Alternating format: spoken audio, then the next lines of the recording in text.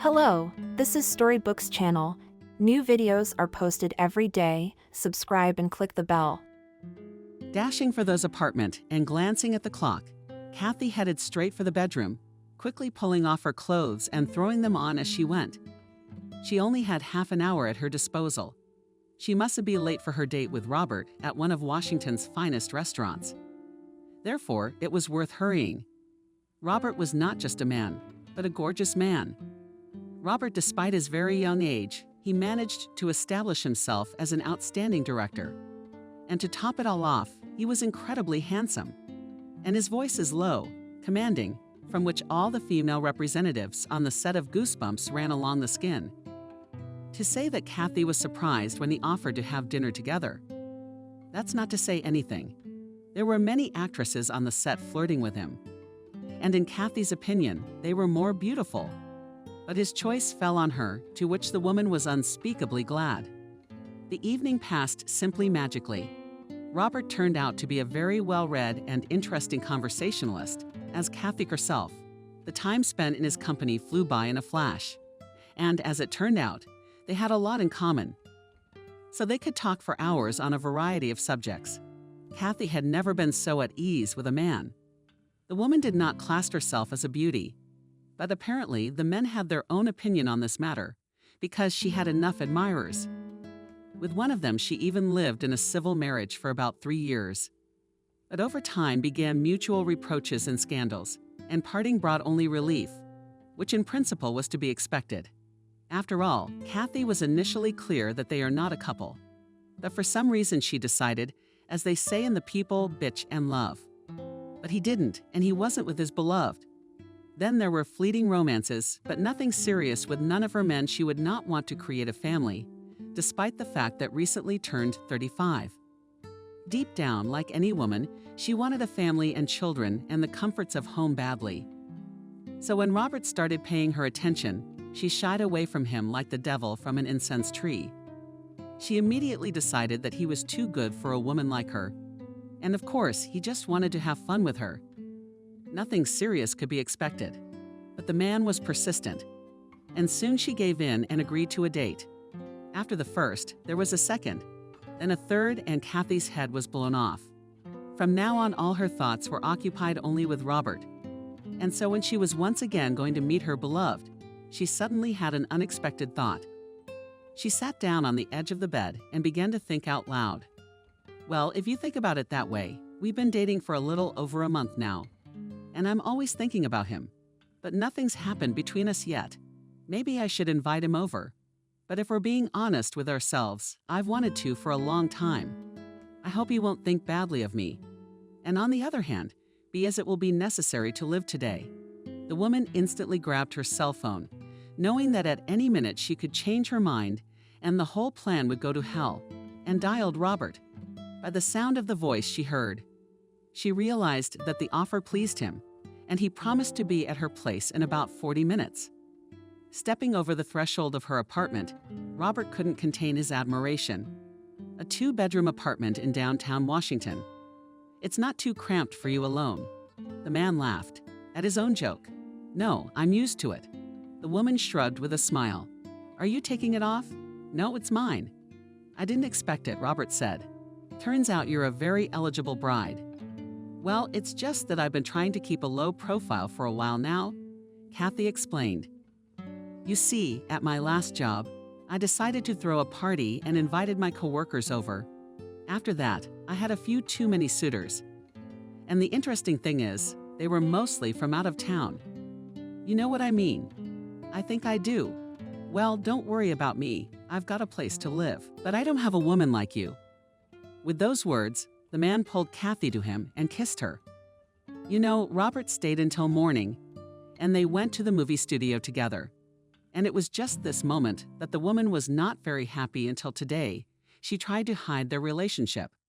And as it turned out, not in vain.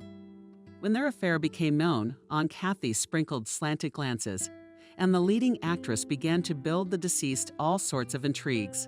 But this Kathy only amused. She was afraid of something else. Separation, because sooner or later she bored Robert, and he will part with her. Of that she had no doubt. It was only a matter of time. Well, what could she possibly tie a man like him to her? What had she done to deserve him? Nothing. Kathy, of course, had not told Robert that the apartment in the center was not all her wealth. Besides, she had a bank account and stocks, from which she had a decent income that allowed her not to work. But the woman did not want to sit at home. She owed it all to her father. 10 years ago, when after a long illness, her mother died, her father was not long left without the comfort of a widower and married a young girl. With this girl, he went abroad for permanent residence, and Kathy left the apartment and money, as if wishing to pay off his daughter, who accidentally found out that his girl was the mistress of her father while her mother was still alive. Since then, he had literally cut Kathy out of his life and called her only a couple times for her birthday and Christmas. Kathy took no offense, except that for some reason her father's calls made her feel even more lonely. But when she started dating Robert, her life took on new colors. Men more and more often stayed overnight at her place, and in the mornings they went to work together. So his things appeared in Kathy's apartment, first a razor and a toothbrush, and one morning Robert offered, "Kathy, how would you feel about me moving in with you?" The woman was confused. She hadn't expected such a question and wasn't at all prepared for it. "I mean, do you want us to live together?" "Well, yeah, I was just thinking, I spend every night with you. So what's the point of going back and forth? We're adults. Let's give it a shot. What's stopping us? I'm not talking about marriage yet, because it's too big a step for me. For now, I feel very comfortable with you, as if we were two halves of the same whole. And then we need to check how we live with ourselves, if our life will not spoil our relationship." "On what? How do you feel about living together?" Holding a cup of flavored coffee in one hand, with the other he pulled Kathy to him. She, not believing her happiness, nodded her head in agreement. "Yes, of course, I agree. Move in with me even today." A year later, Robert proposed to her. For the woman, it was not a surprise. In a year of living together, she could believe that they could have a family. Robert turned out to be quite a domestic man. In the evenings, he liked to read books with Kathy. Their tastes in literature coincided, and after reading, they vigorously discussed the heroes' plots. They also liked to go to the theater, to the movies, and in general, they were interesting together. But before making a proposal to the beloved, something happened that put Kathy in a deadlock. Robert challenged her to a frank conversation, and it concerned the children. "Kathy, I can see how you're fascinated by little children. And I suppose, like any woman, you want to have your own. But I want to warn you right off the bat. I'd like to state my position on fatherhood, so to speak. I never want children. Not at all. Do you understand me? If you're with me, we won't have children." Robert said what he said, and Kathy sat there like a thunderbolt. "Meaning, are you seriously saying that now? If I understand correctly, our relationship is so meaningless to you that you don't plan to have children with me. That's where you're wrong. Everything that's going on between us is very serious to me, and I plan to start a family with you. And if at first I thought I just liked you, now I can safely say I love you, Kathy. I want to be with you forever, but I don't want to cheat on you. I'm never going to have kids ever. You either have to accept that and walk through life with me, or you don't. Decide." The woman was silent, fighting back the incoming tears. It can't be like this. It's too hard a choice. Breaking up with Robert was something she couldn't do. He was the meaning of her life, but she didn't want to live without her children either. And the worst part was that Kathy was already pregnant. Robert just didn't know it yet. And how to tell him now, she had no idea. She wanted to have a child with this man, the man she loved. Kathy began to dream of holding her baby in her arms. But at that moment, she had no idea how adamant Robert was about children. And now she was frightened. Robert. Her consternation was mistaken for reflection on what she had heard, and grabbing her arm, began to coax her. "Kathy, well, think for yourself. Are we bored, the two of us? We're free. We can travel, and no one and nothing binds us hand and foot. You loved Paris so much. If we'd had a child, would we have traveled there? No, of course not. I've never understood why family life has to be about children. A family is two people who want to be together. And it doesn't necessarily have to be cemented by children. But do you really want to be washing diapers and staying up all night? A stunned Kathy remained silent, and Robert decided she agreed with him. Tema kicked him in the cheek and went into the kitchen to make dinner. The man loved to cook, and his meals were always exquisite. A couple weeks after this conversation, Robert proposed to Kathy, and she accepted. Accordingly, he was sure she had accepted all his terms. Kathy's heart was torn to pieces. Of course, the gestational age was small, and an abortion could have been done. But she didn't even think about that option. She was already 35, and she was getting rid of the baby now. What then to wait for Robert to change their views on life? And if he didn't? Signed, Robert and Kathy modestly, without too much fuss. After the wedding, however, sat in a restaurant, inviting only about 10 common friends. The guests happily congratulated the newlyweds, noticing that the bride was too thoughtful and not very cheerful. And only one of the guests knew the real reason for this mood, Kathy Nina, a close friend of the bride. The girls had been friends since high school. And even when Nina left DC, they stayed in touch. They called each other from time to time. And recently, after another divorce, Nina came back to live back in Washington. Kathy decided to share her little secret with the book. And their last candid conversation was just before the wedding. The friend said, "If you want my opinion, it's not fair to your fiancé. He should know about your situation before you get married. And frankly, I don't understand what you're trying to accomplish. From my point of view, it's easier for him to accept the fact that you're pregnant now. But when you live together for a while and he suddenly notices your rounded belly and he can't help but notice it, that's when it'll look like you married him. By deception. But it's basically true. He was honest with you, and he dotted all the I's and T's before the wedding. What you're doing, Kathy, is despicable." The bride almost cried. "You don't understand. If I tell him, he'll just leave me, and after the wedding he won't. Are you sure about that? Then it'll only get worse. Then we'll be husband and wife, and I want to believe that he'll get over it. You're stupid, Kathy, and your plan is stupid. Look at your Robert. He's a gorgeous man. You can only dream about him. From the looks of it, he loves you. You spend all your free time together. What are you missing? Maybe you should consider an abortion before it's too late. We'll do it quietly, no dust. I'll help you. Robert won't find out. And then you can marry him with peace of mind. I don't have children either, though I've been married. In more ways than one. So, nothing. They're not really the end of the world." "No," Kathy exclaimed at the time. "We're not even talking about turnover. This baby is mine. I need him." Kathy pressed her hands to her still flat belly and stroked it, as if to soothe the budding there. Life comforting, letting her know that this new life was very important to her. Not much had changed in Kathy and Robert's lives since the signing, except for the wedding rings appearing on their fingers and a stamp in their papers. Otherwise, everything was the same. The newlyweds were always together. Robert began to plan a new trip. This time he wanted to visit Italy with his wife, and was actively discussing it with Kathy, who was increasingly silent. She knew that this trip was unlikely to happen by the time Robert planned it. Kathy's belly would already be visible, and it would be impossible to hide the obvious. Kathy pulled away as best she could on purpose with her underwear.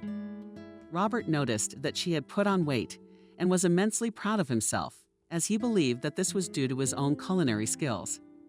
The man could not even guess that the reason for his wife's fullness was far from his tasty, leathery ones. And Kathy continued to be silent. What was she waiting for? Yes, she herself did not know what she wanted to prolong the moments of happiness in married life. And of course, in the back of her mind lived the hope that her husband would accept her pregnancy when it was too late to change anything. One thing she hadn't considered. If at home she could hide the morning cab of a goat, then at the film studio immediately noticed that the woman began to react strongly to odors and often went to the bathroom. Women in such cases cannot be fooled. And then one day the unexpected happened. One of the female employees decided to congratulate Robert on his impending fatherhood. The man laughed and assured his colleague that she was mistaken, but a grain of doubt in his soul. He began to reflect and came to the conclusion that his wife behaves lately quite strange, and she had put on weight. No, it can't be, he said to himself. Kathy would never do that to him. He had told her everything, and she had agreed with his position and accepted his proposal. Even so, that same evening, while in the kitchen with his wife and arranging another of his culinary creations on plates, Robert said with a slight chuckle, "You're not going to believe this, Kathy. I was congratulated today on my impending fatherhood." The fork yanked loudly against the plate fell out of the woman's hand, and seeing her tense up, her spouse froze in place. "Kathy, maybe you can answer me too. You heard what I just told you." The woman continued to remain silent, her head low over the kitchen table. Then Robert, turning the pan of food on the stove. With one jerk, he moved a chair and sat down across from his wife. "Look me in the eye, Kathy. Tell me it's a misunderstanding. I beg you, you couldn't be so mean as to deceive me." "Yes, I could. Can you believe I'm so mean?" Kathy mumbled, but she never looked up. Robert turned pale, his mind reeling from what he had heard. And when he found out she was 4 months pregnant, he couldn't bear it. "I mean, 4 months. So when we got married, you were already pregnant, and of course, you couldn't have known about it. Why? Tell me, why did you do this to me?" And then Kathy became hysterical. She looked her spouse straight in the eyes and screamed, shook with sobs. "Why? Why is it always like this with you? You're only thinking about yourself, and I'm thinking about me. I want this baby more than anything in the world. I wanted it from you because I love you. Yeah, I didn't tell you the truth. You can take that as a lie, a betrayal, a meanness. But I don't see how having a baby could hurt us. Well, we won't be able to travel for a while until Mom's a little older. So what? I'm already 35. Robert, don't you see, I'm ripe to be a mother. It's such a blessing to give birth to someone you love." Kathy tried to take the man's hand, but he pulled her back sharply and asked in a cruel voice she had never heard before, "But you could have terminated the pregnancy. That was an option you hadn't considered." Kathy, already unable to say anything, just shook his head negatively, and Robert continued, "You and I have been together a long time. Kathy, I've never told you about my past. There are some things that are unbearable to remember and even harder to tell. You know I've been married. You asked me the reason for my divorce, and I said the first thing that came to mind. We didn't see eye to eye. I lied then. We divorced when we couldn't keep our daughter safe." Kathy gave her husband a surprised look. Yeah, you heard me. I was a father once before. My little girl was 4 years old at the time. She got sick. Acute pneumonia killed her in a couple days. It was misdiagnosed at first, and that's what made the difference. And when they realized it, it was too late. Do you have any idea how painful that is? Watching your child die and there's nothing you can do to help. I wanted to go to sleep with her forever. My wife and I couldn't go on living together, couldn't see each other. It was then that I came to the conclusion that I would never be a father again. The world around us is already full of suffering, and we have no right to condemn innocent babies to it. And I want to remind you of my decision. I gave you advance notice before the wedding. I was honest, and you did. So I don't want to see you anymore, Kathy, and I've gone to bed." Robert retired to his bedroom, slammed the door loudly behind him, and because as he did so, Kathy realized she didn't belong there. The woman is right. Warren in the next room on the couch. All night early in the morning, she heard her husband packing his things. Kathy pretended to sleep, as Robert wandered around the rooms putting his suitcase away. When he went into the hallway, she got up and walked out as if drunk. To him, she froze in the doorway, nuzzling her black pigtail with her head. "Leaving?" In a faint voice, she asked. "Yes, I'm leaving. What did you expect? I did a lot of thinking last night, and I've come to the conclusion that you shouldn't blame yourself for anything. You're a woman, and every woman wants to be a mother. But you've made your choice. I don't want this baby. And to be perfectly honest, I don't even want to see you with a belly. I don't like you being pregnant. I'm not planning on divorcing you just yet. And yes, you can put me down as the father. I'll help you with money too, but that's all you can count on." Saying all this, the husband did not look at Kathy, and then tried to leave the apartment as quickly as possible. It was difficult for him to do so, because in addition to the bulky suitcase, there were 3 huge bags of his belongings. Trying to take it all in one go, never to come back, Kathy thought and grinned bitterly. When she arrived at work, Robert was not at the movie studio.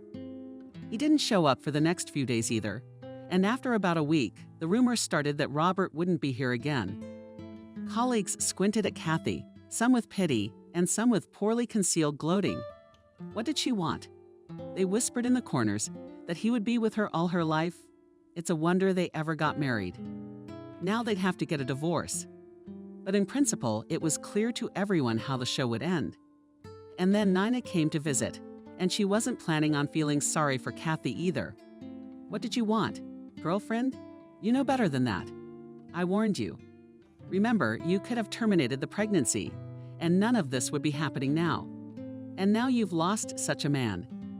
Nina could have gone on for a long time. But noticing Kathy's faded look, she realized that she was only hurting her. Then she put her arm around her friend's shoulders and led her to the kitchen. Come on, girl, let's have some tea. We can't have anything stronger now, but it's not worth it. You wanted a child and you have one. Financially, you're quite confident you can provide for your baby all by yourself. And men are men. They come and go. Now you need to pull yourself together and not be nervous and eat well. Time flew by very quickly. Kathy paused from foot to foot and reached the kitchen. She was just a little bit away from giving birth, and her belly was huge, so she couldn't move around like she used to. But in spite of this, now she was singing her songs as she promised to come to her. Kathy was unspeakably glad because on maternity leave she lacked communication. Sitting all day alone in a huge apartment was hard. When she heard the doorbell, she hurried to the door and swung it open. The woman's face changed. Robert was looking at her instead of her friend. They hadn't seen each other since he packed his things and left the apartment in a hurry. The man hadn't shown up at the movie studio all this time, apparently not wanting to meet with his wife, not once called her. Just disappeared from her life, and all reminder of him remained only the ring on Kathy's finger, and the constant longing. A lot of thoughts ran through the woman's head as she watched the present in the hallway of her spouse. And then there was a sudden hope. What if he changed his mind? What if he had come to stay? But it also immediately disappeared when Robert, without asking permission, stepped into the hallway and handed Kathy the keys to the apartment. I forgot to give them to you. I brought them myself to open them, and I didn't dare go in. Robert, seeing that his wife was in no hurry to take them, put the bunch on the nightstand in the hallway. And Kathy, whose mouth was suddenly dry, asked, "You came, but you didn't have to worry about that." "No, I just wanted to say goodbye. I'm leaving." Speaking with Kathy. Robert only looked at her face, carefully avoiding looking at her huge belly, tightly encased in a homemade robe. Kathy didn't really want to know the details, but Robert remained silent and waited for her to inquire about the details. So the woman squeezed out a question asking if you were going away for a long time. "I hope forever. I have a friend in Germany invited me to work there. Not exactly on my profile, of course, but it is not terrible. I hope I can prove myself and do better." The woman's heart leaped out of her chest. There he stood before her.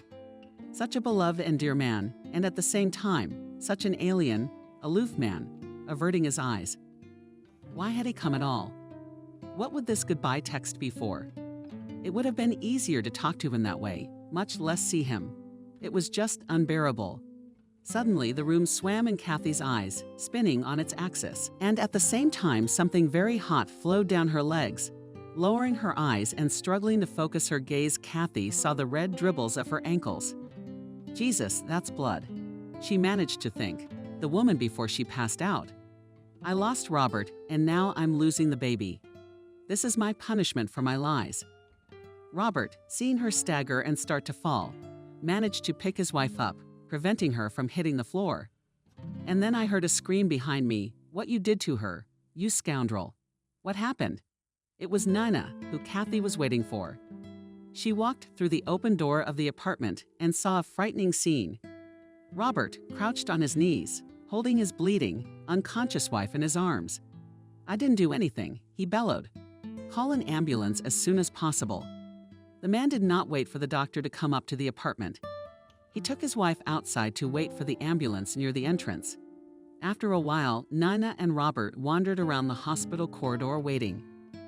They were informed that labor had begun, but was proceeding with complications. After a few hours, the doctor came out to them and addressed Robert, since he was officially the husband of the woman in labor. "Your wife can't discharge. We are deciding now, but she will probably have to have a C-section as well. I have to ask you, whose life is the priority, mom or the baby? You may have to make that difficult choice." "The mom, of course, the mom." Without thinking for a second, Robert exclaimed, "Say, Kathy, there's no choice here." Nina stood silently at a distance. She didn't know what to say. Of one thing, she was sure Kathy would not approve of this choice. If she herself were asked now, she would say with certainty that it was the child who should be saved, not her. And on the other hand, if Kathy didn't, who would raise her baby? Robert would clearly not be needed. Children's homes.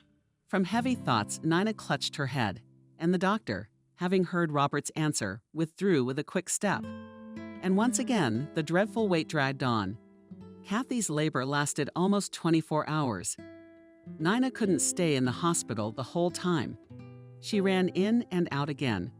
Robert, on the other hand, didn't leave for a minute. He didn't even seem to sit down once. His expression was grim, and he hadn't eaten or drunk in 24 hours. Looking at his haggard look, Nina realized how much he loved Kathy.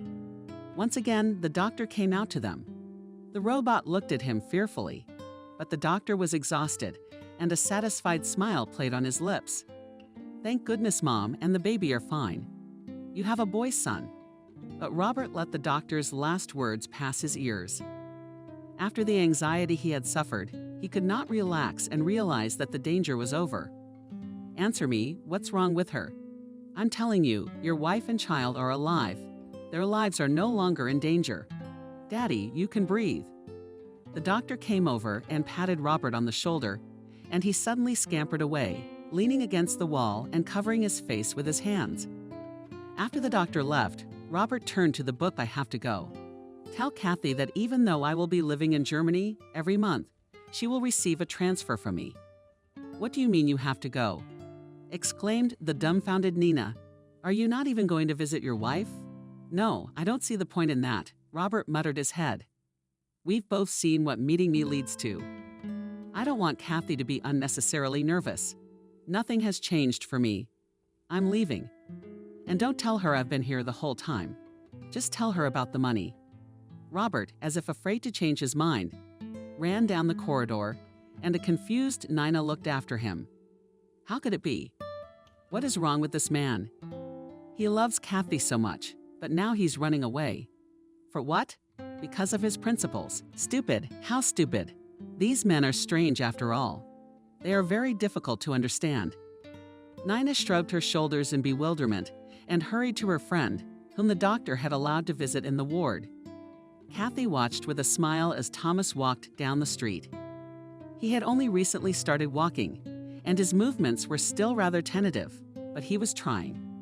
Kathy longed for her husband. As she rejoiced at her son's progress, she thought how much she would like Robert to see Thomas grow and rejoice with her. Her husband kept his word and sent money every month.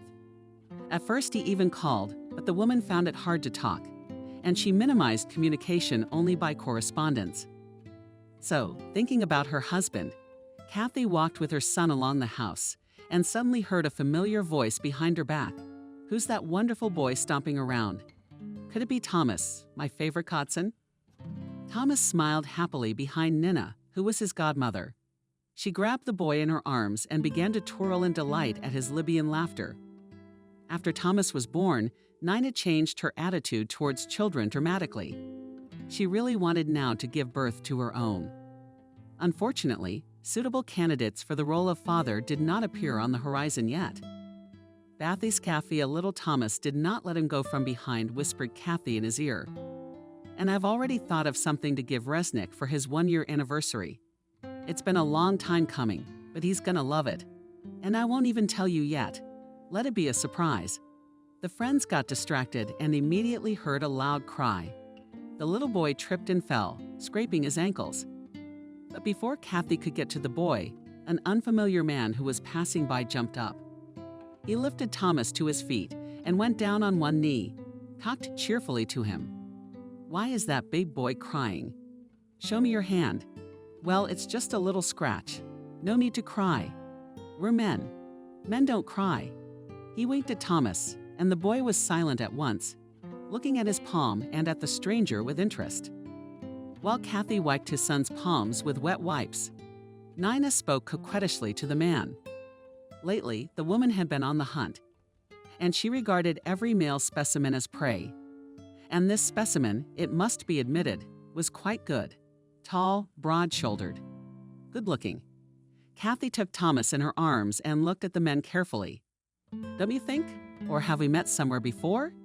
Your face seems very familiar to me." He smiled. "Yes, we see you often. You always walk here with your son at this time. And I go to the cafe around the corner for lunch. I work as a sales consultant in a building supermarket." The man waved his hand toward the shopping center across the street from Kathy's house. "My name is Alex, by the way." Nina slightly grimaced upon hearing that the man was only a salesman, but nevertheless continued her onslaught on him. But to her disappointment, the man didn't pay any attention to her at all, talking only to Kathy and Thomas. A little chat. Alex ran off to work, not forgetting to wave goodbye to the boy. "Interesting individual," Nina said thoughtfully, looking after him. "But I have nothing to gain here. He is more interested in what?" "Oh, don't talk nonsense," laughed Kathy. "He was talking more to Thomas. He probably has a kid about the same age. That's why he got along so easily with my son." Maybe, Nina replied. "But I don't really care about that, by the way. You know, I'm not getting married. But as a potential father for my future child, I would consider him." That was the end of the discussion of the new acquaintance. But Kathy was not surprised when the next day, during their walk with Thomas, Nina came to visit him again. Kathy guessed that her friend was expecting to meet Alex, and he showed up, which was not surprising if, according to him, he went to the cafe every day at that time. The man didn't pass by, stopping to chat with his new acquaintances. But no matter how hard Nina tried to pull the blanket over him, all the man's attention was on Kathy and Thomas. And so it went on for a couple more days. And then Nina gave up, and then Alex never missed a day. He always stopped and spent half an hour with Kathy and the boy, referring to the fact that his lunch was an hour long. Kathy enjoyed chatting with his new acquaintance. Thomas was looking forward to seeing him. Meanwhile, the boy's birthday was approaching. Kathy told Alex that she had bought her son a children's sports complex for the youngest children, but she was not sure if she could assemble it. Then the man excitedly offered to help, but Kathy hesitated. Talking to him during walks is one thing, but to let him into her apartment is quite another. She didn't know anything about him except where he worked. Kathy asked, "What about your wife? Would she mind you helping a single woman?" Kathy's wife. "What are you talking about?" Alex smiled. "No, I have no one and never had anyone. I'm single as a finger. But judging by the way you communicate with Thomas, I thought that you have children. Well, at least some experience with them." "No children of my own. But I have 2 nephews, and I used to love hanging out with them until I went to DC. I'm not from around here." Wisconsin. "Overnight, I decided to change my life. So I came here. Thought maybe this is where I met my destiny. And you know, Met You Alex gave me a meaningful look of embarrassment and all the women she wasn't ready for. And in such a way Alex did not consider. And in general, Kathy did not look at men. Her heart was firmly occupied by Robert, thoughts of whom did not let her go. But nevertheless, Kathy let herself be persuaded and allowed the man to come to their house in the evening and help with the assembly of the sports complex. Unlike Robert, the superior, from the size of the stock apartment, when he first came to her, Alex paid no attention to it. As it turned out, the man's hands grew from the right place with the assembly of the complex. He undressed pretty quickly, but he was in no hurry to leave. He played with Thomas late into the night and seemed to enjoy it immensely. Kathy had nothing to do. How to offer him dinner, to which the man gladly agreed. He left only after Kathy had hinted in no uncertain terms that it was time for Thomas to go to bed. But before that, the man had asked to go to the boy's birthday party, saying that he had already thought of what present he would buy him. Kathy was just too embarrassed to say no. And a few days later, Alex was walking out of Kathy's driveway, quite pleased with himself. Everything seemed to be working out just fine this time. He had been to Thomas's birthday party today and seemed to have left a very good opinion of himself. This time he was confident with Kathy. He would get more than he had gotten from previous women. Alex had been living in Washington for almost 2 years now and had come here with the very definite purpose of finding a well-to-do woman and living off her. He had never liked to work, but what if he had a clue? That there are a lot of wealthy and single women in Washington, delight in male attention, and for their sake they are ready to do anything. Alex has a huge plus attractive appearance. He knew his price and wanted to take advantage of it. Unfortunately, his previous Moscow relationship had ended badly. Then he targeted a much older woman who was a rich widow. Alex had succeeded in gaining her trust. The old woman seemed to fall in love with him like a cat and let him live off her. But then he asked her for a large sum of money, referring to the fact that he allegedly got involved in a murky story and was in debt. She gave him the money, of course.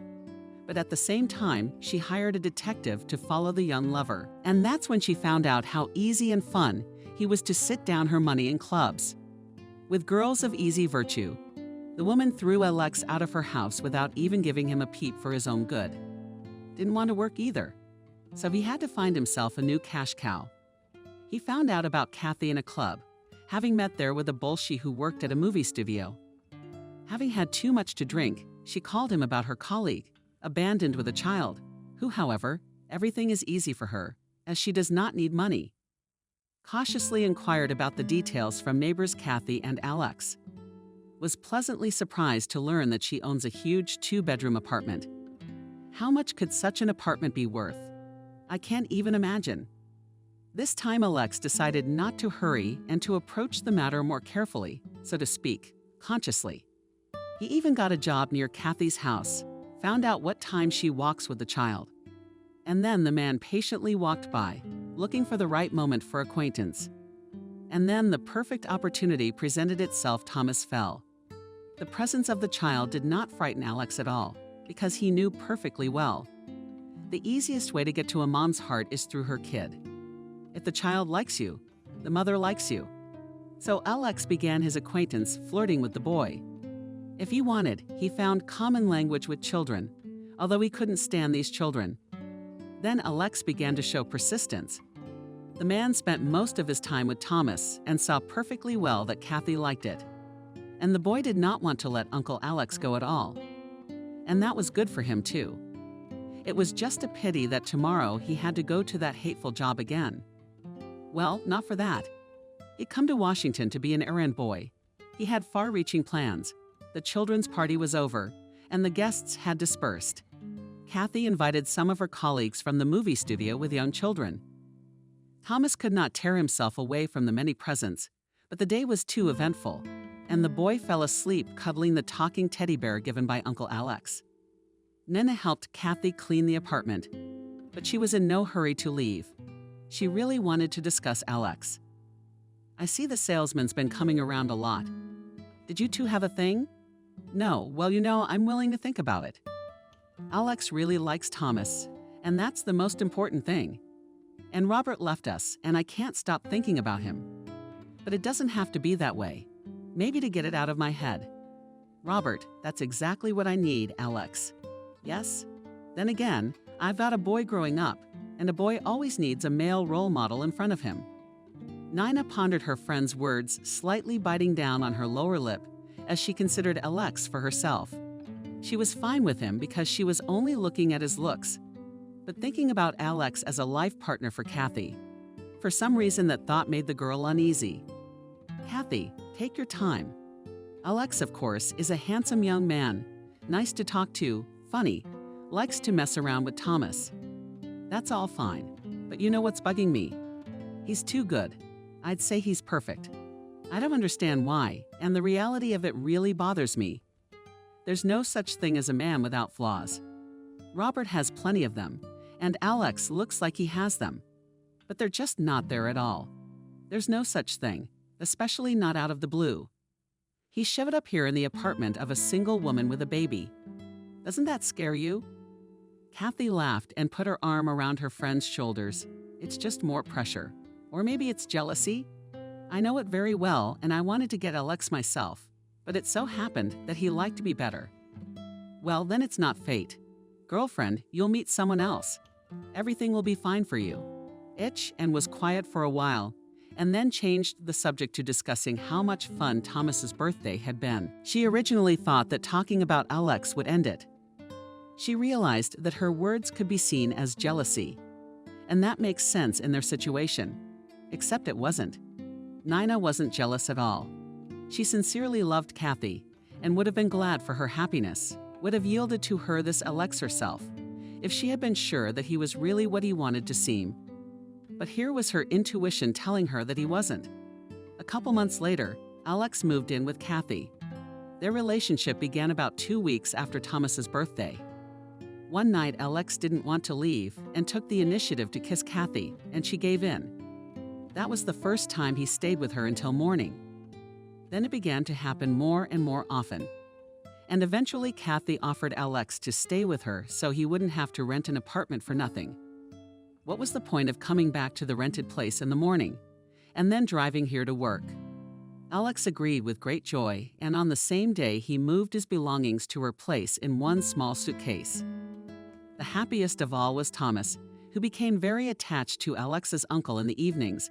When he came back from work, the boy ran to meet him in the hallway and didn't leave the men the whole evening. Alex, to be honest, was tired of being a caring father. But he continued to play this role, gritting his teeth.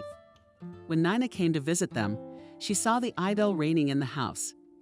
But she did not talk about Alex with Kathy, believing that time will put everything in its place. Kathy has already suffered enough. She deserves happiness, and now she looks quite satisfied. Although she didn't love the man, Nina knew that for a fact. After all, not at all like the friend she had been with Robert, whom she loved to the point of madness. Today, Kathy sat at the table and looked at the frozen dinner without blinking. Alex was late from work, which had never happened before. It had been 2 hours since the store where he worked had closed, but the man was still gone. She was about to call him when she heard the front door open. A woman had long ago handed him the keys that used to belong to Robert. Kathy heard the cheerful minutes of Thomas greeting Uncle Alex, but there was no usual cheerful greeting from the man. And into the kitchen where Kathy was waiting for him, heating up a stale dinner. Alex walked in sad and lost. And the fact that he refused and slumped down at the kitchen table, clasping his head with his hands. Did something happen? Asked a worried Kathy. Yes, it did. I don't even know how to tell you. Kathy, there's been a major shortage in our store. And not only am I being fired, but they're making me pay for it. And I had nothing to do with it. Alex bewilderedly spread his hands. I did not take anything at all, you know. And I have no money to pay the shortages. You know, I am what I am. I don't know how to save and save money. So what do we do now? Honestly, I don't know what to do. The man folded his hands on the table in front of him and laid his head down on them with a heavy sigh. Kathy was a little confused at first, but hurried to encourage the men. Lesh, well, this can happen to anyone. Do not be so upset about it. The shortfall is big. Big, Kathy, very big. Just Alex, without raising his head, over $2,000. Where am I going to get that kind of money? I'll probably have to get a loan. She smiled. I think it is not necessary to rush into a headlong rush. It's not a very large sum. I think I can help you. I'll give you the money. Alex raised his head sharply and stared at Kathy's face in bewilderment. Do you really think it's a small amount of money? Look, there's a lot I don't know about you. You're probably on maternity leave. I don't think you make much. I'm sorry to pry. You don't have to answer, but where did you get the money? Yeah, it's no secret. My father left me a bank account and stocks that I get a monthly income from. So we can easily pay off the shortfall with you and not be disadvantaged in any way. No, I can't do that. Alex exclaimed, raising his eyebrows indignantly. It's a lot of money for me, and I'm not sure I can pay you back anytime soon. Kathy walked up to him and, putting her hands on his shoulders, said, "Don't worry, I'm helping you for free. Understand, money in life is not the most important thing we are together. And this is valuable to me. And by the way, I know why you couldn't save anything. You spent your entire paycheck buying toys for Thomas and me all the time. So take the money, pay your shortfall, and don't worry about a thing. And Kathy, I'm out of work, and I don't know when I'll get a new job. Would you want to live with me now? Like this?" But she just laughed again. "Do I give the impression of such a mercantile woman? I didn't live with you because of your salary." After much persuasion, Alex let himself be persuaded by taking money from Kathy. And the next day, he paid off the shortfall. He didn't expect it to go so smoothly. Of course, there was no actual shortfall. The man got fed up with the work, so he figured out a way to get out of there and still make a profit. For nothing. He spent so much time ducking Kathy with her vacation. He can finally get some rest, without having to get up in the morning hating the store. And he doesn't have to think about money. The main thing is not to relax and keep pussyfooting around with her and chewing on her back. Single women are so hungry for attention. After he quit his job, he started getting up at midnight. He'd eat and leave the house, supposedly to look for a new job. The man would return in the evening tired and disappointed. He complained to Kathy that he had to go to interviews all over Washington, and taking public transportation was too time-consuming. And one day, in a joking Alex way, he said, "It's a pity that you don't have a car, and you could drive me in search of a job, and you would develop a little. But you sit at home all day long." Kathy is instantly revitalized. "You know, I've been thinking about it. As long as Thomas and I lived alone, we didn't need cars. I don't like driving. I haven't driven in a long time. I'm used to it. You can buy a car, but you have to drive it. You'll do it." "Are you serious?" Alex exclaimed with joy. "You can afford a car. Definitely not kidding. But it would be just great. But if it, of course, will not cause tangible damage to your budget." "It won't," Kathy reassured the man. "Tomorrow we'll go with you to the car dealership and pick out a car for us." "Not us, but you," Alex corrected Kathy. "I don't want to be an accessory. This car will be yours alone.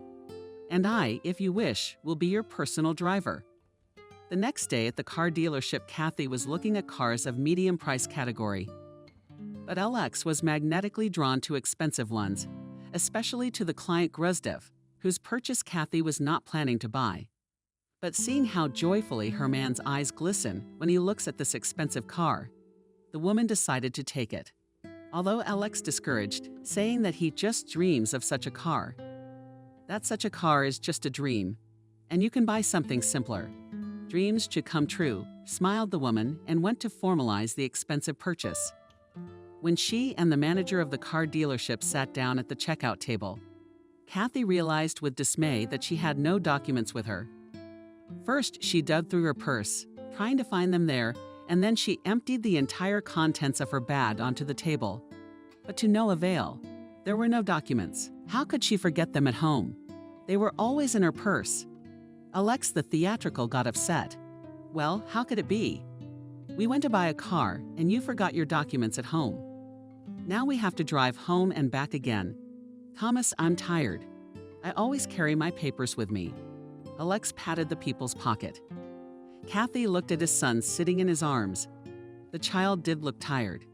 And then a bold idea popped into her head. "Give me your papers. We'll put the car in your name." No. Kathy, that's impossible. This car has to be yours." "Yes. Why does it have to be? Who decided that? Who cares who it's registered to? Give me the papers," I said. And Kathy held out her hand demandingly.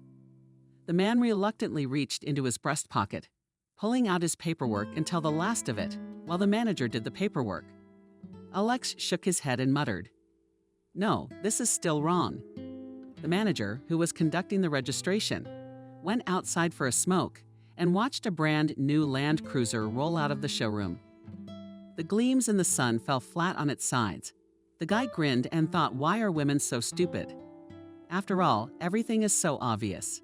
Behind the wheel of the car sat Alex's importance.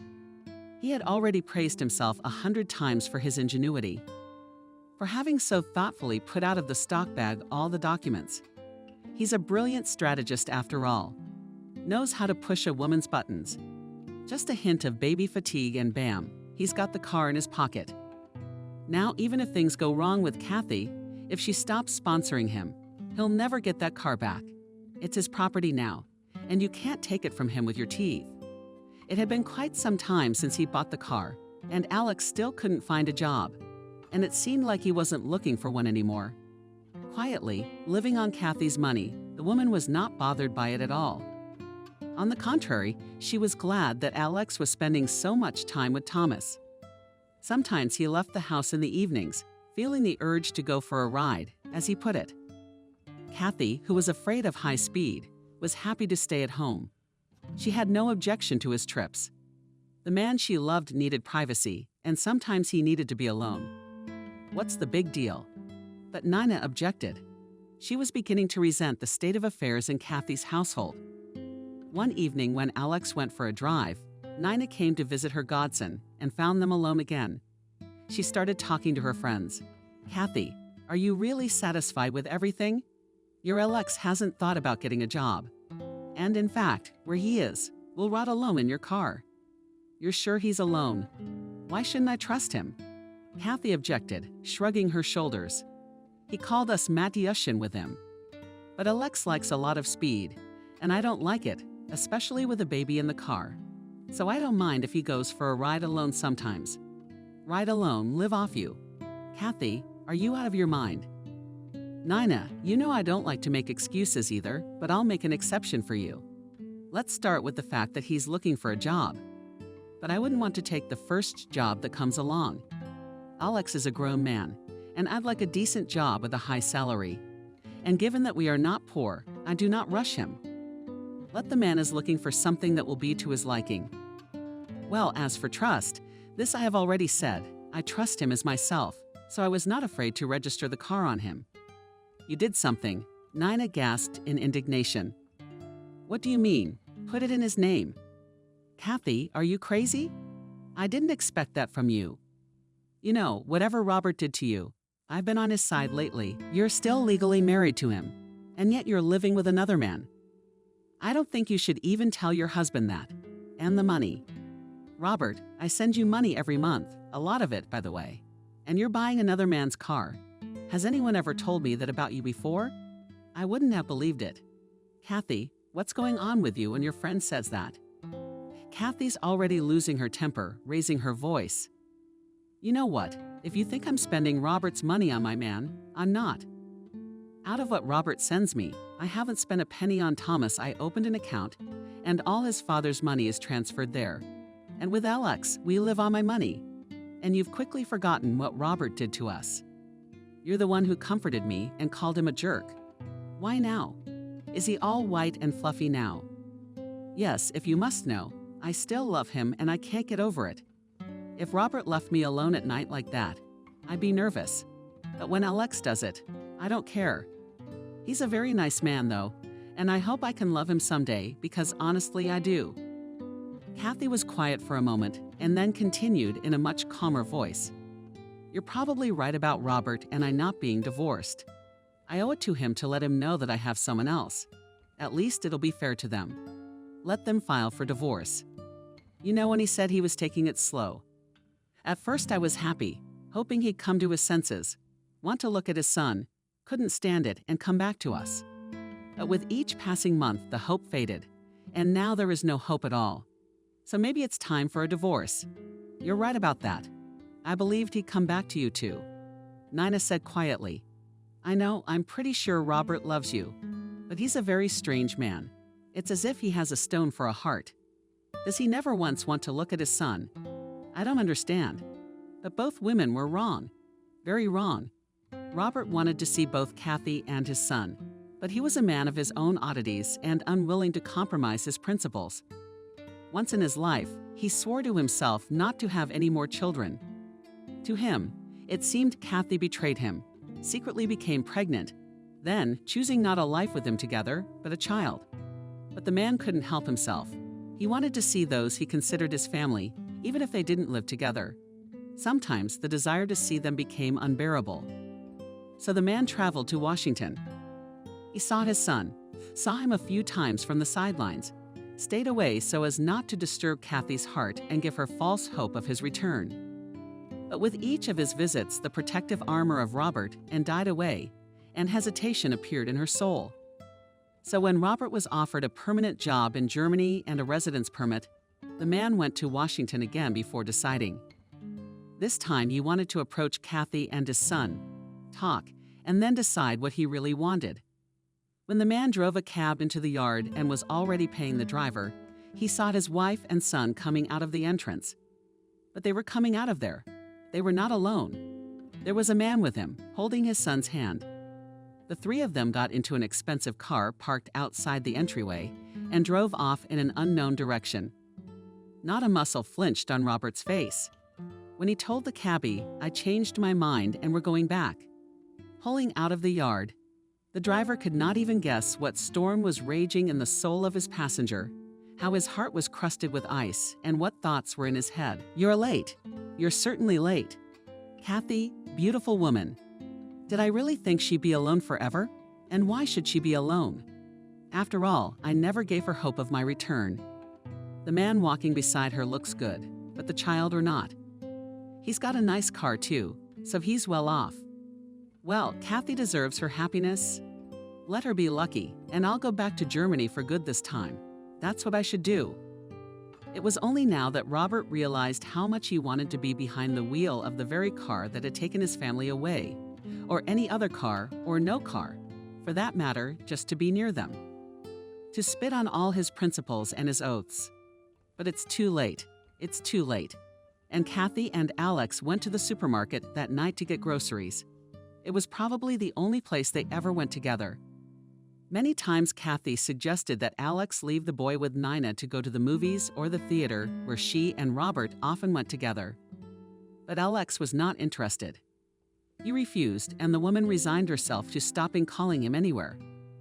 After buying groceries, the couple returned home. Alex tipped the bags into the hallway and ran off, telling Kathy that he would be gone for a while. To air out, the man quickly jumped out of the entryway and pinged the alarm cars. He had already opened the driver's door when he heard a loud and caustic exclamation behind him. "But hello, hubby. I finally found you." Alex looked back frightened to see his wife in front of him. He had always been a little afraid of this overbearing, cruel woman. Years ago, she had married him to her, when her pregnancy became known, but after living with her for 8 years, Alex had run away, leaving her with 2 children. This life was not for him. What did he see? Work, work, and more work. And the wife was always not enough. She was always nagging Alex and forcing him to take part-time jobs. For 2 years, he has been hiding quite safely from his wife and from the heavy family life, pulling all the veins out of him. "How did you find me?" he asked. "What does it matter? Let it remain my secret." Jenna laughed rudely. "Is there nothing else you want to ask me?" Alex looked around again. It seemed Kathy should be busy right now, sorting through grocery bags. But what the hell was the matter? What if she looked out the window and saw him and Jenna? How would he explain all this then? The man quickly offended the cars and opened the passenger door hospitably. "Idem pro cacha, but it's a ride. Why don't we get a ride?" answered the woman and threateningly spit on the seat. With admiration began to examine the interior of the car. "And you are not bad," Alex settled down. "The car is gorgeous. And how are your children doing?" "I haven't thought about it. What do they eat? What are they wearing? Are they sick? You run away and don't pay child support. That's a good daddy." Alex focused on the road out of the yard and remained silent. He had to gather his thoughts, how to behave with Jenna. What to do next? What did she know? Did she know about Kathy? The man glanced at his wife, who was examining the contents of the stub. And when he saw Kathy's things in it, he slammed it shut with indignation. Noticing her husband's slanted glance at her, she shrieked, "What's the matter with the year? And do I know about your grandmother? You can bet your ass I do. I know everything, how you live at her expense, not working anywhere, how on her typewriter you tell. Before I approached you, I made inquiries." Alex sighed heavily. But you see the light. You yourself know everything. You understand everything. Yes, I live at her expense. But I don't love her. Jenna squealed again. What are you talking about? You don't love her? I don't care. What do you think? Am I jealous? It's stupid to be jealous of you. You've never loved anyone. I know exactly why you're living with that woman. You didn't love me and you didn't love your children, but they're your children nonetheless. Do you have an obligation to them? I mean, you tried to file for divorce, but that's never going to happen. Remember that. The man was silent. He understood what his wife was getting at. She wanted money. Just money. And where would he get it? He was living off Kathy himself. Jenna didn't like Alex's silence, and she shouted even louder. Why don't you say something? Do you even know how much child support you owe? We're not divorced, but I filed for alimony. I could sick the bailiffs on you right now for taking so long to track you down. But I'm not going to do that just yet. That's how you're going to pay me. Your new girl's rich, fancy apartment car, and we don't have a dime to our name. Your kids, don't they deserve better? Anyway, we talked this chicken into selling. You'll take the apartment. She has all the money. We'll go away. We'll go far away. You'll live with us. I won't let you go anymore. What are you talking about? Alex was scared. How is it to persuade to sell the apartment? What do you think a crazy person would do? Kathy will never agree to that. She's already looking at me askew lately. I'm even thinking of getting a simple job, to be honest. And you think I care? Jenna smirked. Think of something. Fool your Kathy for your kids. You haven't forgotten that you have two of them, a boy and a girl. Name them. Come on, Jenna, stop wrinkling your nose like a toothache. Alex, I never forgot about the kids. But what am I supposed to do? You were always short of money. What was I supposed to do? Well, I can't, as you say, and work 3 jobs. Knowing you can't do anything but twirl your tail in front of women. So keep on wagging it. But she's doing it so that me and the kids will be well off. Do you have any idea how much your Kathy's apartment could be worth? You and I could buy a decent house in the country and live on the rest. I don't know. Lunch. Maybe we can work out some kind of business deal. Jenna, do you hear yourself? Alex howled. She won't sell the apartment. I can't make her do it. She'll lie. What is there men in such cases usually lie? Say that you have debts, that you're sick, need money for treatment. But Alex still shook his head negatively. She will not believe me. I'm all the time in front of her eyes. And even if she would believe me, she will not pay neither debts nor treatment. We've only been living together for a few months, and she has no strong feelings for me. I can see that. She may like me, but that's about it. I know how a woman behaves when she loves. Kathy doesn't love me. Jenna lowered her head and suddenly blushed. When she spoke again, tears were almost audible in her voice. Yes, you know when you're loved, and I loved you very much, you felt it. And after me, there must have been women who fell in love with you. And you betrayed them. To me, to the children of everyone you cared about. But only I know your true nature. You're a man capable of loving only yourself and valuing your well-being above everything else.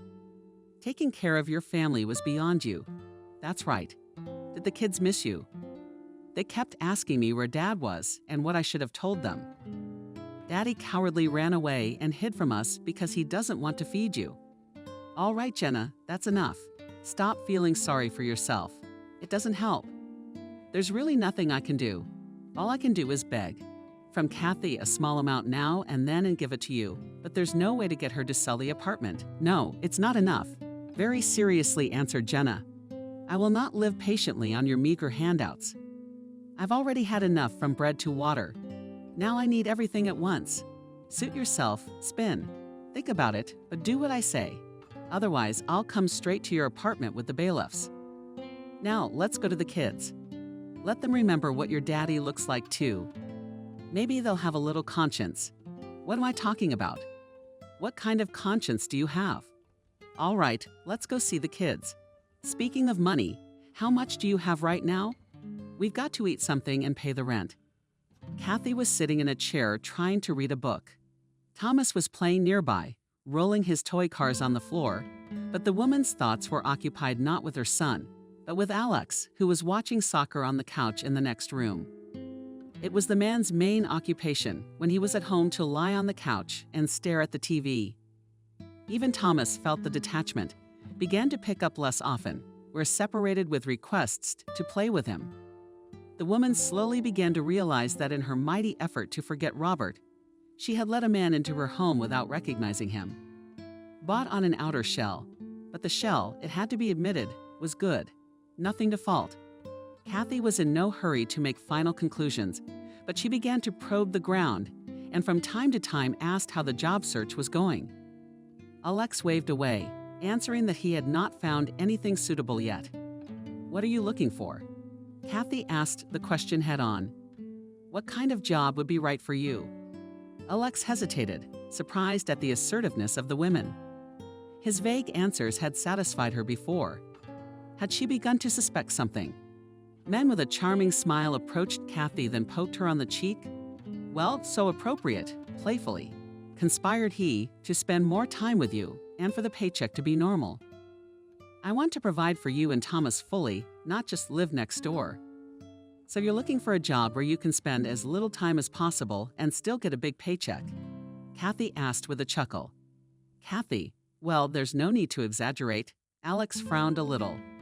At that time, Thomas, hitting the corner of the table, and Alex immediately rushed over to him.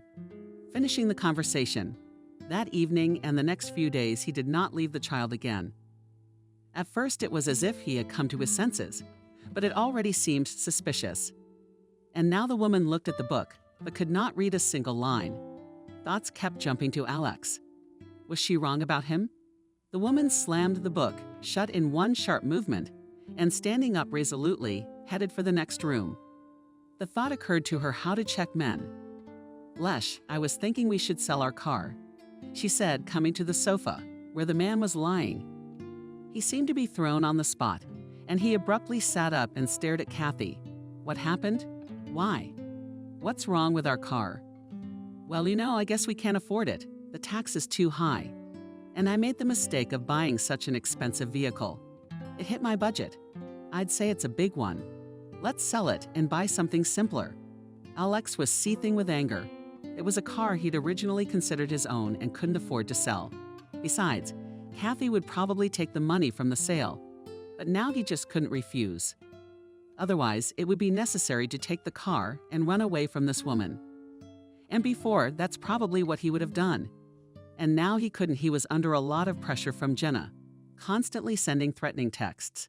So it was in Alex's best interest not to undermine Kathy's trust, so he responded. "What can you say? Sell means sell.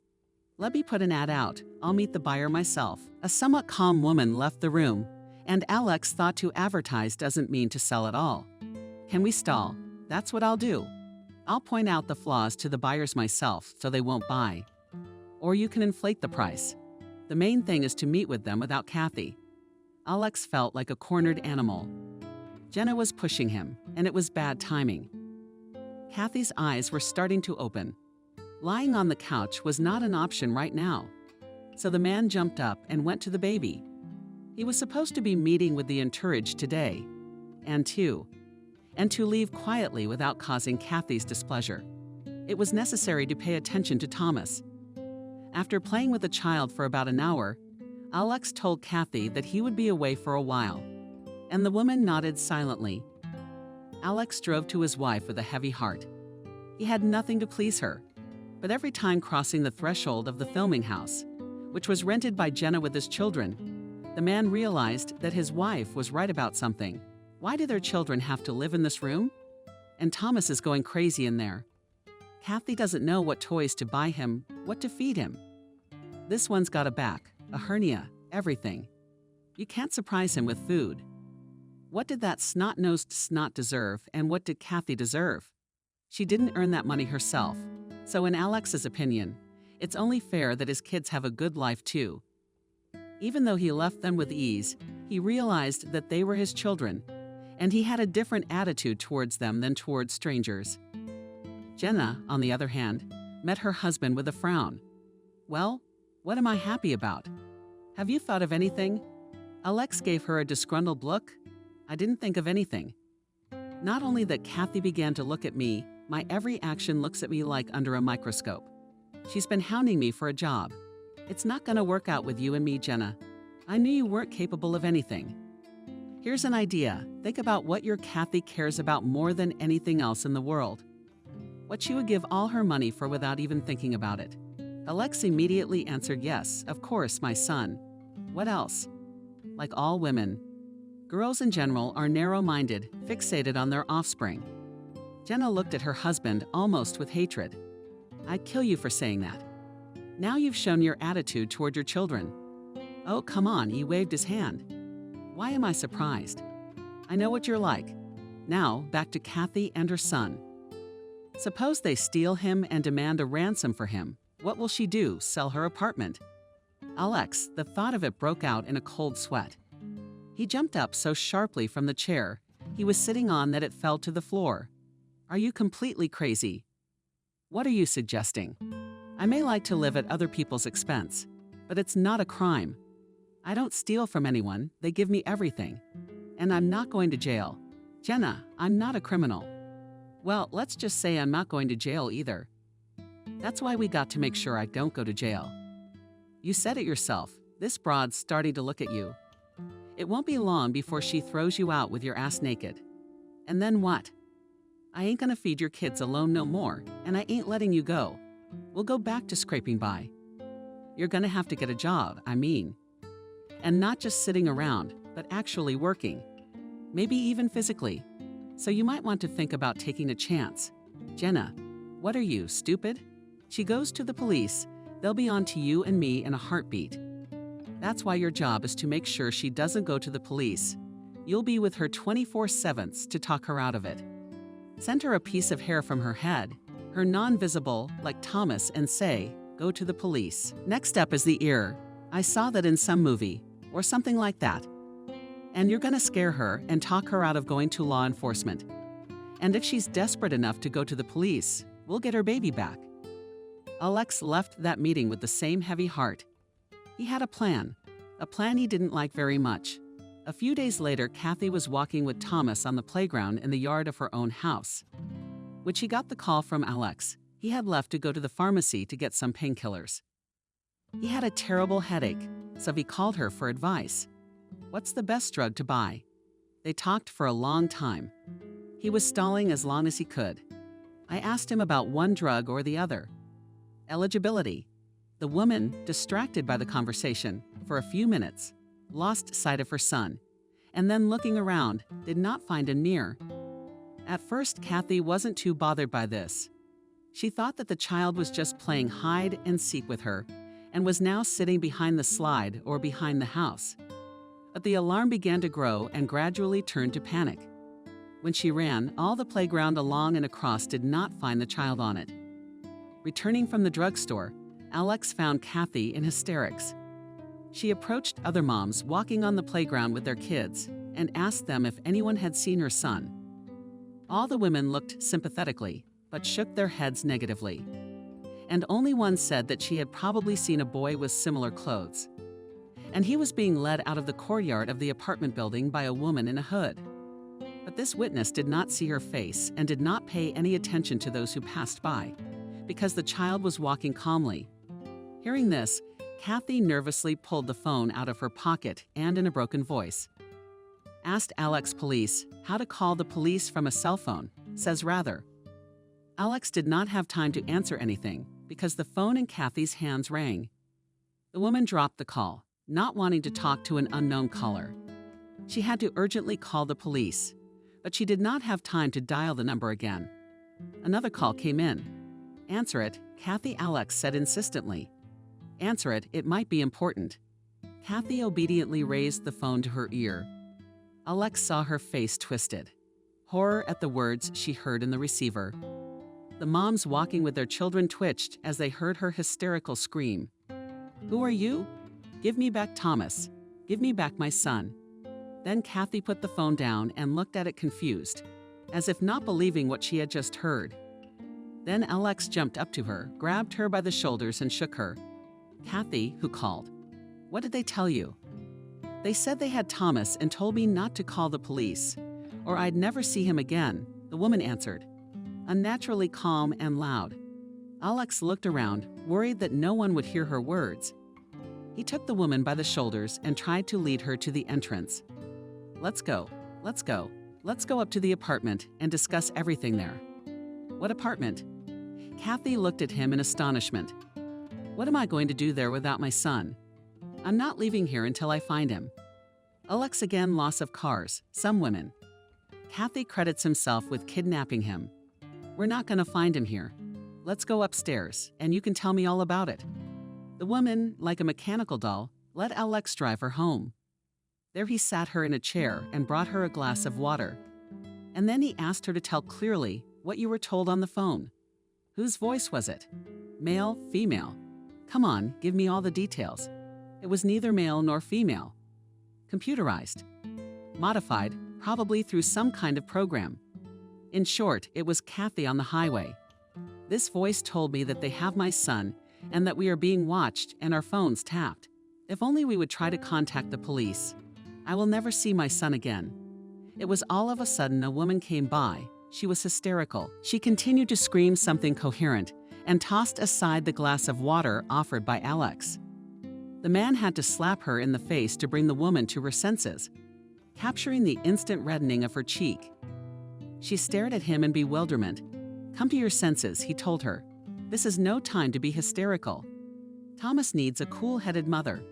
What were you told? What were they kidnapping him for? What were their demands? Demands I don't understand, Kathy interjected. Oh yes, demands. Yes, they did. They said I had to give them money. They'll tell me the amount later. They call me back in the morning. Until then, they told me to sit tight and stay put. That's what they said, don't do anything. So don't do anything, Kathy. We don't know who these people are. Aren't you scared about Thomas? You keep telling yourself to call the police. Have you ever considered that they're carrying out their threats and hurting the baby? How are you going to live with that? No way, Kathy shrugged. I can't live without my boy, but I can't just sit around and wait. I can't, I have to. Alex tried to sober the woman up. Let's wait for the next call of kidnappers and find out exactly what they want from you. Money is understandable. The question is, how much will they ask for? Kathy, if it's no secret, how much do you have in that account you were talking about? Can you pay these kidnappers? When the woman said the amount, Alex inwardly gasped. He didn't expect such a thing. And also money from the sale of the apartment. So he estimated in his mind, even if he sold the apartment at a lower value because of the urgency, plus money from the account. The amount of money was so much that it made the man dizzy. And Jenna was right, that money could be used to live the rest of his life without poverty, if he didn't spend it, of course. Alex calmed Kathy, who was born like a shadow in the apartment, and from time to time began to sob. And close to midnight, he put her to bed on positive sedatives. The man himself was lying next to her, fighting sleep. He was afraid he would fall asleep, and Kathy would call the police after all. She'd been dying to do it all day, and the man was not wrong. Lying down for about half an hour, she got out of bed and went into the kitchen, covering herself behind her. Following her, the man had time to see her dialing the police number and immediately snatched the phone from her hands. Kathy, what are you doing? Don't you realize you could kill your son with that call? It may sound cruel, but it's true. The woman, despite the large amount of sedative she drank, became hysterical again. I don't know what's best. I'm afraid. I can't sleep without the priest. And it was only at 3:00 a.m. that the sedative did its job, and Kathy fell asleep. Then Alex got out of bed and quietly left the apartment. He went downstairs, stepped out of the entryway, and carefully placed a small, inconspicuous box under the bench. That was the plan. And then, sitting down on that very bench, he called Jenna. So far, everything is going as we agreed, he said curtly, but she was trying to call the police again. I'm afraid to leave her alone. When you call in the morning, be more convincing. Put more fear into her. By the way, how's the kid? What's going to happen to him? Your kid?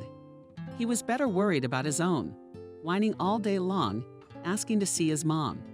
Now they're gone. You better answer me. Did you find out how much you can ask for? How much is in her account? I found out, Jenna. I found out. I'll tell you right now, you're freaking out. Maybe you're right. Maybe you and I didn't go through all this for nothing. It was only 6:30 on the clock, and Kathy was already sitting with the phone in her hands, staring at it as if it were a hypnotist. She stared into the dark screen, waiting for the call to ring. Alex coaxed the woman to put the phones down, to drink coffee, to calm down a little, but Kathy didn't listen to his entreaties. The bell rang at 8:30. Waiting, asked the emotionless mechanical voice. Waiting, and you tried to call the police. We warned you. We know all about you. You and your Haldane are under 24-hour surveillance. You shouldn't have. Oh, you shouldn't have tried that. Go down to your front porch. There's a box under the bench with a present in it for you. I'll call you back later. The phone rang a short beep. Kathy, what a pity. I jumped up and ran out of the apartment, and Alex followed her with shaking hands. The woman pulled a small black box from under the bench, but she couldn't open it. She stared at it. She was afraid to take the lid off, afraid of what she might see inside.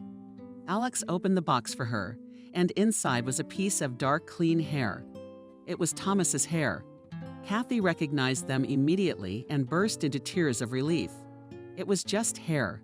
The woman was very afraid to see something worse in there. The second call came as soon as Kathy and Alex returned to the apartment. Did you find our present? We thought we'd take pity on you for a while. Next time it won't be hair. Believe me, you didn't take our words seriously. We have nothing to lose. Have you decided what's more important, money or your kid's life? How much do you want for Thomas? Stuttering voice? Kathy asked, and when she heard the answer, she shouted into the phone. But I don't have that much, just don't have that much. Then the woman put the phone down and looked at Alex with eyes full of terror. Disconnected. Confused, she said. Only they called such a sum, where I will take so much. And they also said that the term I have a week in a week I have to give them all this. Yes, the amount, of course, is unbearable, said Alex. Of course, you have it in your account, but you have to get the rest. Listen, what about the apartment? You can sell the apartment. Suddenly he exclaimed, as if he had just had an epiphany. The apartment, it's in your name. Well, of course it's in my name. Who else to sell the place to just never occurred to her. But first of all, the sale would take a long time, well over a week. If only the cost is lower to make 2 agencies to turn. The woman grabbed her head. And then what are we going to do? Where will my son and I live? Don't worry. Alex stepped up to Kathy and hugged her. We'll figure it out somehow. I'll go to work. I'm with you. The important thing is to get our boy back. What if they don't bring him back? What if I give them everything I have and they don't give me the baby? Then it's too late to go to the police. It has to be done now. I don't know. I don't understand anything. Kathy continued holding her head and swaying bitterly from side to side. What is the right thing to do? I'm ready to give everything. But where are the guarantees? Alex, horror, recoiled from the woman. What are you, Kathy? What police? Don't you care about your son's life at all? You did not understand the meaning of the surprise in the box. Give them the money and be happy that you had it, and you were able to buy the life of your own child for them. Let's get down to business. Let's better think about the best way to get things done quickly. First of all, we need to start by cashing out your account. Or should I sell the apartments first? Yeah, the condos, of course, I can cash out anytime I want. Well, or in a couple of days. Having previously submitted an application, it's certainly not long. But the apartments are going to the agency right now. Kathy couldn't sit still. She needed something to do. And if not the police, then it was urgent to start collecting money. And sometime later, Nina was moving near Kathy's entrance with a huge bag of Lego Constructor in her hands she had bought for her godson. It was the 10th time she had picked up Kathy, but she wasn't picking up the phone, and Nina didn't know what to do. Calls to the intercom didn't bring any results either.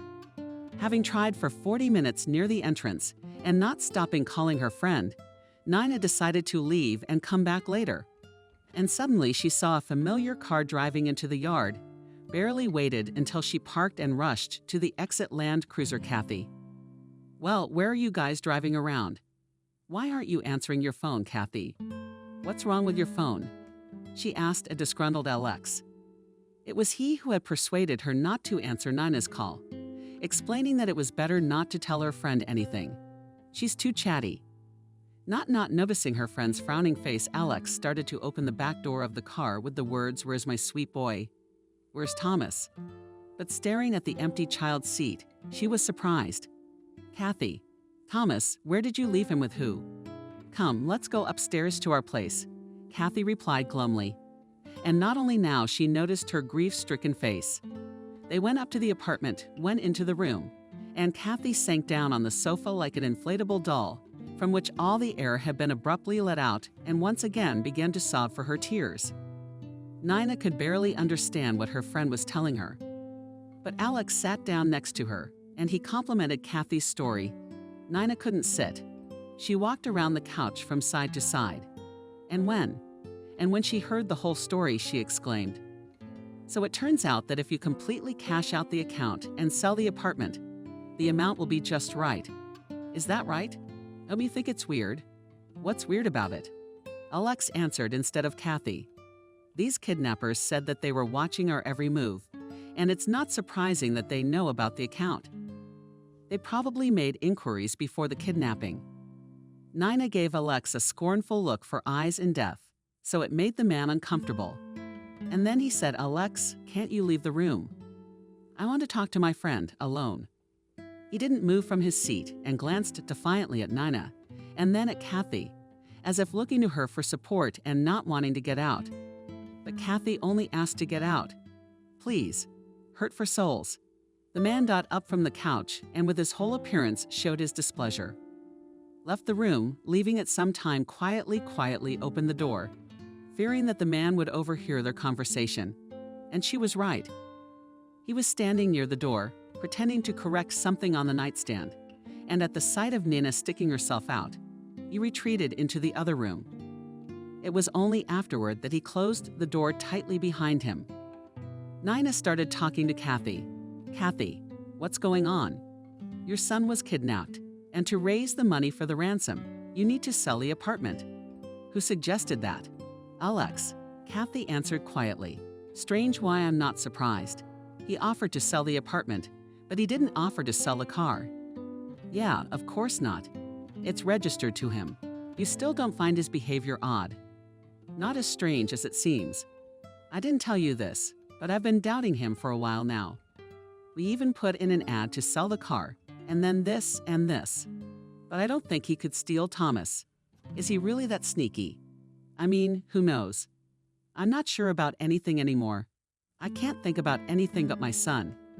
And I know that even if Alex is involved, I'll give them all the money they ask for. Everything I have, just so they can bring my boy back to me alive and unharmed. I've dashed so many times to call the police, but I'm scared, Nike, I'm scared." Tella looked at her friend with pity. She understood her. She wouldn't call the police herself because it's scary to make a mistake and jeopardize a little boy's life. Meanwhile, on the other side of the city, Robert looked around, as if he hadn't forgotten anything. Suitcases stowed, all bridges burned, no way back, and a one-way ticket bought.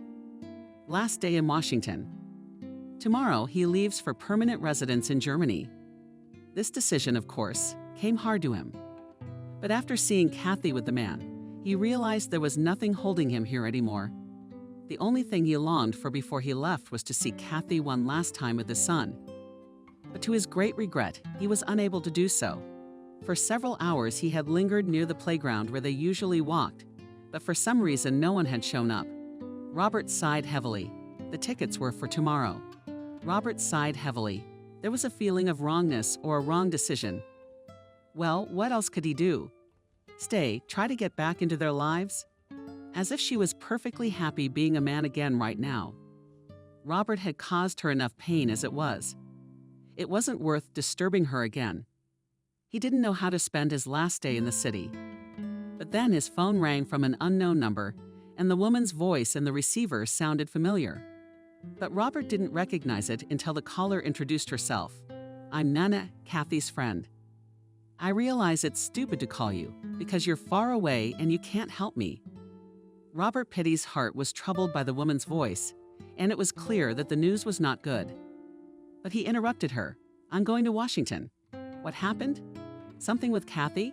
Nina suddenly fell silent. The woman hadn't expected Robert to be in Washington and had called him for advice. Although she realized Kathy would object, so be it. Nina couldn't just sit back and wait when her godson was in danger. Kathy's not thinking straight right now. She looks like a somnambulist.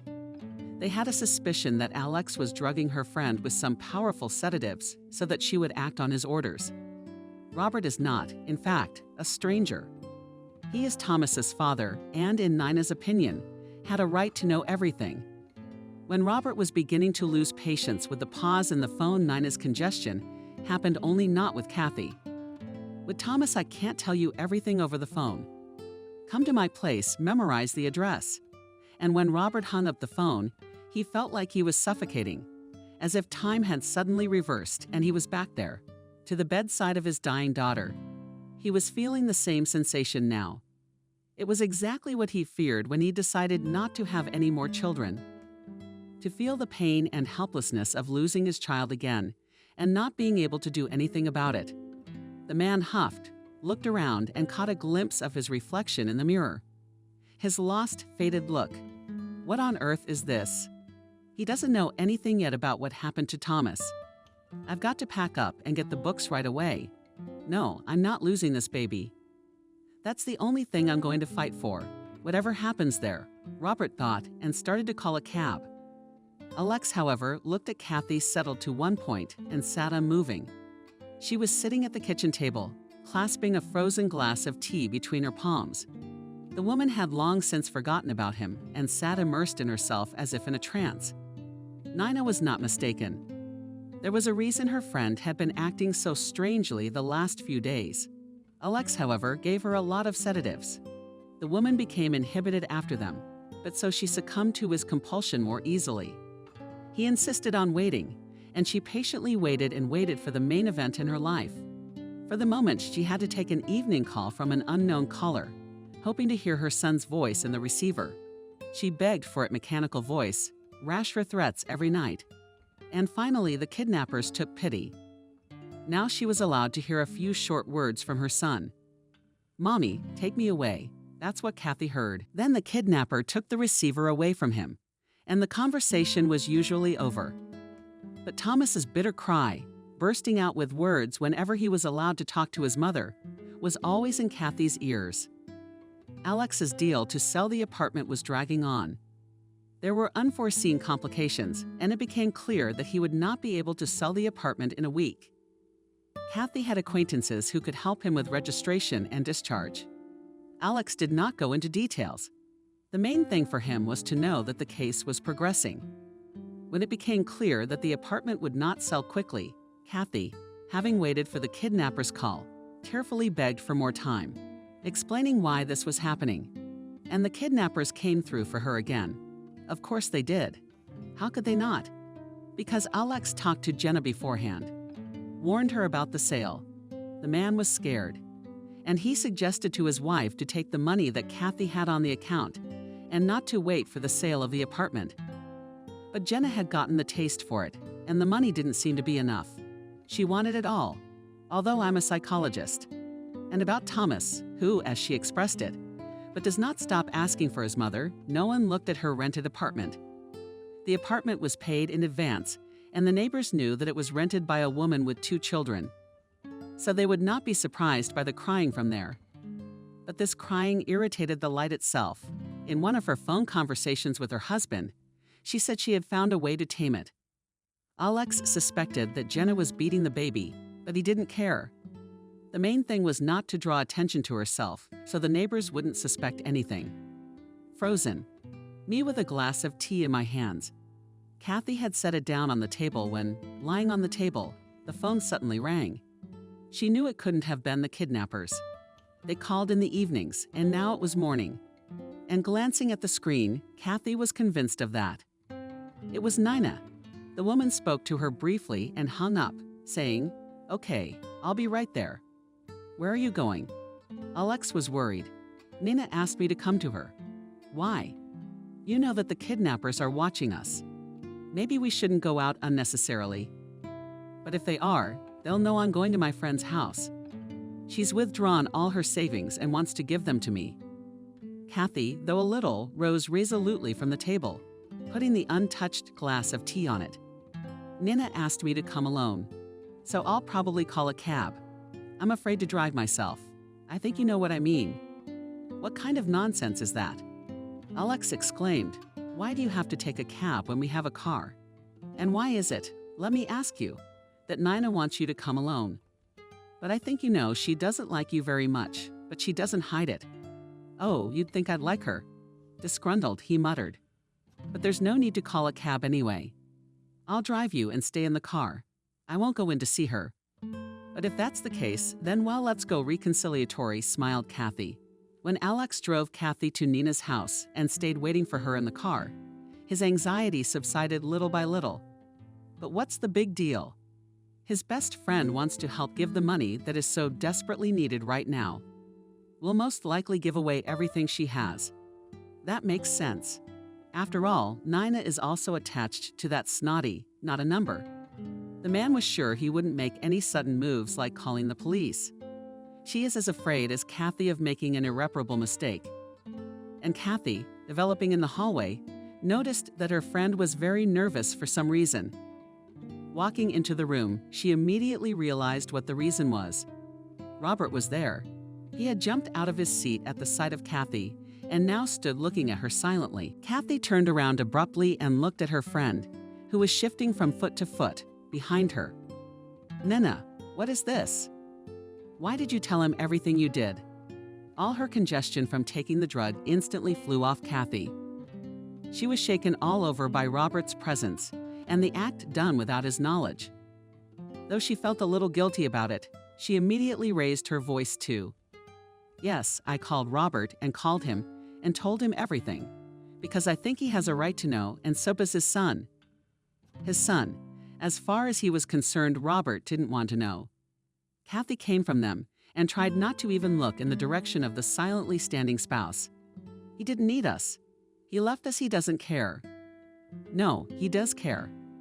Nina argued with her, "and he is not a stranger to you." The woman lowered her voice and continued much more quietly. "I know, Kathy. I saw him in the hospital when you were in labor. He was there until the end. I didn't tell you that, but I know for a fact a man can't be so worried if he doesn't care." Kathy came into the conversation. "Robert, our disagreement with you is not that important right now. What's more important is finding Thomas and bringing him back." "Thomas," Kathy whispered. "Do you know Thomas? He's your son, and you've never even met him." "I have." Robert lowered his head and continued without looking Kathy in the eye. "I've seen you a few times, watched you when you were walking in the yard. But I didn't come over, afraid to disturb you, because I didn't know what I really wanted. Now, so you know," the man grinned bitterly. "Yes, I do. The moment I saw you with another man, I was sure of what I wanted. That's when I realized I was too late. I don't know why I thought I could get you back at any moment. I'm sorry, Kathy, I was wrong. I was afraid to live, to really live, afraid of pain. What am I feeling now? It's fear for my child. You know I've already suffered a great loss, but now I realize there is no life without suffering. No life without you and without my son." Kathy couldn't take it anymore, she cried. "Robert, everything you're saying right now doesn't matter to me. The only thing I want is Thomas back. That's all I've been living for the last few days. I'm afraid, terribly afraid of making a mistake and losing him forever. That's what you're planning to do. If you're gonna call the police, then no. I'm not gonna let you do that because I'm scared. But I've already realized that. But Nina told me that you suspect that you're his Alex. What do you think about that?" "Yes, we do. And the further we go, the more so.